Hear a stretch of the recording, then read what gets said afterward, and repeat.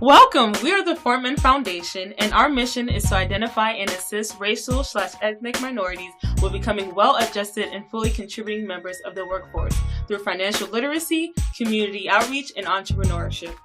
Our vision is to provide a spiritual anchor for young adults. Throughout this series, you will have a 5-minute video summary of each of our Europe articles that will touch on different topics pertaining to the young adults, which include financial freedom, spiritual disciplines, mental health, relationships, and eternal perspectives. Now, let's dive right into the article. Hello and welcome back. Today we are going to be diving into Article 2, which talks about freedom and celebration of community and relationships. Today we're going to be talking about boundaries.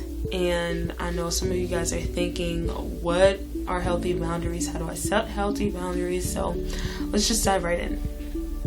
Matthew 7 verse 12 talks about how we do unto others as we'll have them do unto you. Just as property lines, boundaries and relationships are simply guidelines and rules we set up to inform others on how to treat us. Setting healthy boundaries is important as it helps preserve our sanity and peace. Now, let's talk about how boundaries are not barriers. Do you see yourself setting boundaries as barriers?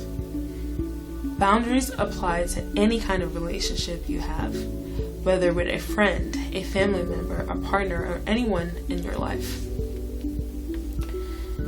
If boundaries understood well, you would understand that they are not barriers. Boundaries in relationship help each person figure out where they start and where they end. In short, boundaries help you define what you are comfortable or what you are not comfortable with and how you would like to be treated by others. Boundaries make for healthy and safe relationships. Take for instance, if you have a boundary on your faith and beliefs, then it's important to communicate this to people you relate with. This will ultimately make respect for you while guiding you in dealing with others. So why set boundaries? Or is it even important to have personal boundaries?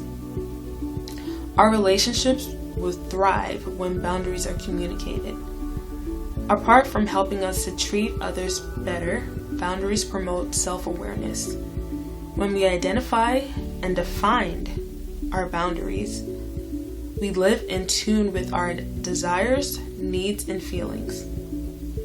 It gives us the confidence to say no, to actually put our foot down and say no to things that we don't want and to say yes to things that we do want. Generally, but most importantly, setting boundaries will aid in our mental, emotional, psychological well-being by having healthy boundaries. I'm going to say that again. Generally, but most importantly, setting healthy boundaries will aid in our mental, emotional, and psychological well-being. Now, let's dive into different characteristics of relationships to understand why we absolutely need to set boundaries.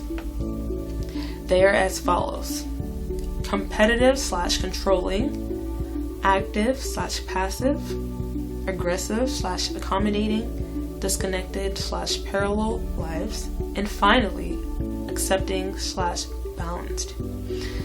In competitive/controlling relationships, that is where people in this relationship are eager to win. There are several arguments that are easily turned into power and controlled situations. Active/passive relationship is where one is taking the heavier load. Like most relationships, there will be arguments, but the arguments can usually stem from a word that we don't like to use often: resentment. Aggressive/accommodating. In this dynamic, typically there's one person who holds all the power. Like the difference in power is quite noticeable. There's one person in the relationship that controls all the outcome while the other accommodates the other person due to fear. Yeah, I know. You don't want to be in that relationship. Next, if you recall, when we talked about our hurts, hang-ups, and habits? Well, a hang up that is to be identified in in this sort of relationship is in a disconnected or parallel relationship. This is where people in the relationship don't have chemistry, like they're both wandering in their own world and are not even in a relationship. They're on autopilot, which nobody wants that, right? So next, which is my personal favorite, is the accepting/balance relationship, where in this relationship we have people that balance each other out, they complement one another, they just know the other person very well, and they do their absolute best and go to a certain extent to bring the best version out of each other. So this is my personal favorite, and it's the ideal relationship that you're looking for moving forward. So in wrapping up, if you want to know more about healthy boundaries and setting healthy relationships moving forward, please don't hesitate to visit www.psychologytoday.com. And there you will find a lot more resources and tools on how to approach newer relationships, setting healthy boundaries. For more information, visit www.thefortmanfoundation.org. I'll see you guys next time. Bye.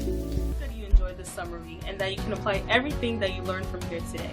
Check us out at www.thefortmanfoundation.org for access to all of our Gear Up articles. If you are benefiting from all of our resources on here, feel free to share with a friend, a coworker, or a family member. It is very important to understand that the topics covered in all of our modules should be applied in the context of relationships, eternal perspectives, spiritual disciplines, financial freedom, and mental health.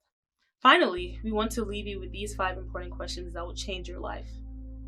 Do you have a spiritual belief? To you, who is Jesus? Do you think there is a heaven and a hell? If you die right now, where would you go? If what you believe were not true, would you want to know? Join the movement now and take charge of your life. We hope you have an awesome day. See you next time.